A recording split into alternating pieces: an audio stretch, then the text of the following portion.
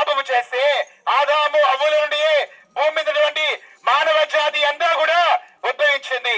కాబట్టి వారు పాపము చేశారు కాబట్టి వారిని వచ్చిన ప్రతి మనిషి కూడా పాపియే.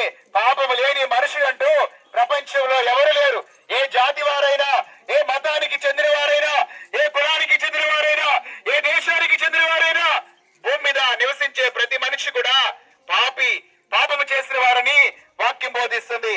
అయితే వాక్యం ఏమని సెలవిస్తుందంటే పాపం వల్ల వచ్చే జీతము మరణం. ప్రియులారా, అమ్మా అయ్యా, కొద్ది నిమిషాలు ఈ మాటలు మీరు ఆలకించండి.